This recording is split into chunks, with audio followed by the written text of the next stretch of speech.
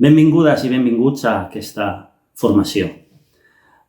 Intentaré fer una introducció el més breu i centrada en els aspectes més importants possible.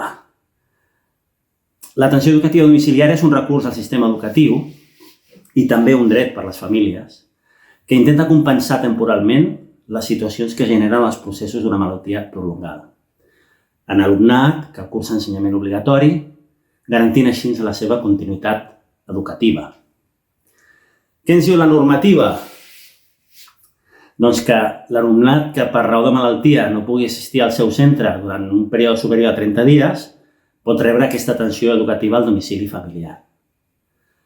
Com ho han de fer les famílies per sol·licitar aquesta atenció? Doncs presentant una sol·licitud al centre docent, juntament amb un informe mèdic en què consti la previsió aproximada del temps, dels dies, que l'alumne no podrà assistir al centre docent.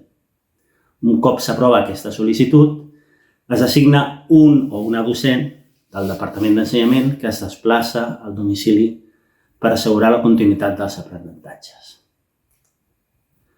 Però per saber, tot això és el que ens diu la normativa i el que ens diu la definició de l'atenció educativa domiciliària.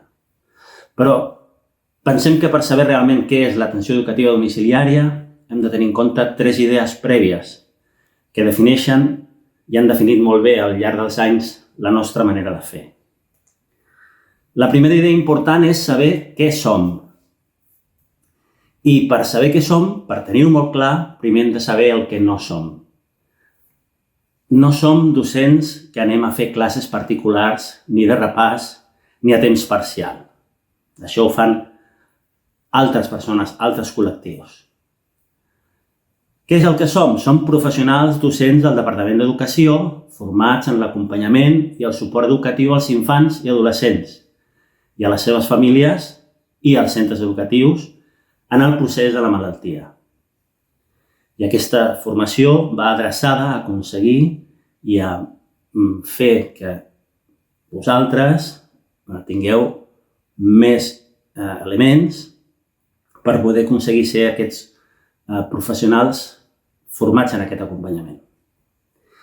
I aquest acompanyament el fem a nivell emocional, a nivell social i a nivell curricular. I ho diem en aquest ordre, perquè fins que no hi hagi una estabilitat emocional, no aconseguim que emocionalment aquest alumnat tingui certa estabilitat i a partir d'aquí mantingui el seu lligam amb el seu grup classe i amb els seus iguals, no podrem començar, no podrem avançar en tota la part curricular i més acadèmica. El nostre principal objectiu, i això ha de quedar molt clar, sempre és el retorn al centre, el retorn a la normalitat i el manteniment de la continuïtat del procés educatiu dels nostres alumnes a tots els nivells. La segona idea important que cal tenir molt clara és quin és el centre, el nucli de la nostra tasca docent. La mirada de tothom implicat en aquesta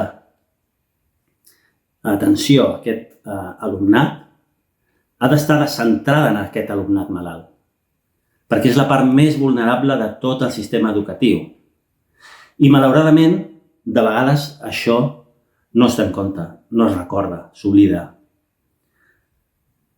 Ni des d'alguns centres educatius, ni des d'altres agents que hi intervenen i de vegades d'algunes administracions.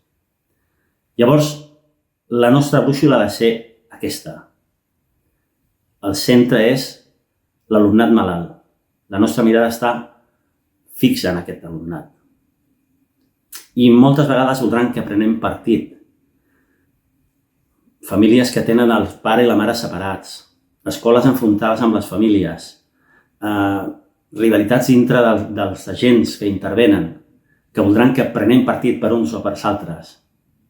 Nosaltres sempre, en cas de dubte, de preguntar-nos com hem d'actuar, sempre hem de protegir el nen o la nena malalts, que és la part més vulnerable del sistema i que no té cap culpa, no és culpable ni de la malaltia que té, ni de la família on viu o amb la que conviu, ni del centre educatiu al que va, Ell no ha tingut capacitat d'escollir res d'això, res del que li passa.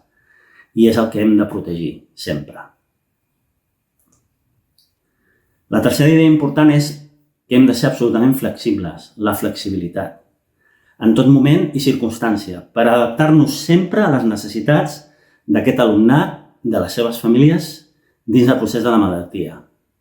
Ens haurem d'adaptar a les diferents característiques de les diferents patologies que tenen els nens, que poden ser de tipus oncològic, de salut mental i altres moltes, situacions familiars diferents, diferents situacions socioeconòmiques, diferents creences i religions, i adaptar-nos a diferents centres educatius on cada centre és un món absolutament diferent i amb els quals haurem de treballar.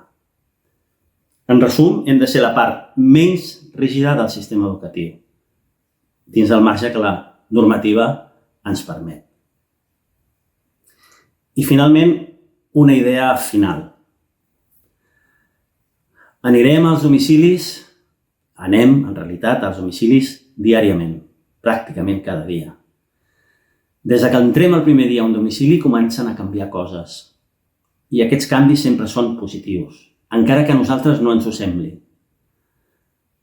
Els obrim una finestra al món. No hem de perdre mai la confiança com a docents. Com deia un alumne, parlant de nosaltres, emporteu la vida a casa cada dia. Els oncòlegs pediàtrics i els psiquiatres infantojuvenils també ens ho diuen. Diuen que som part del tractament, que som una medicina. Això ens ho hem de creure i actuar cada dia en conseqüència. Comenceu una formació per ser docents d'atenció educativa domiciliària. De ben segur, quan hi exerciu, tindreu moments molt durs en la vostra tasca diària, però us asseguro que de ben segur les satisfaccions i la gratificació us ho compensarà. I acabareu sent encara millors persones, com jo ho he estat després d'exercir a l'atenció educativa domiciliària durant 14 anys. Moltes gràcies.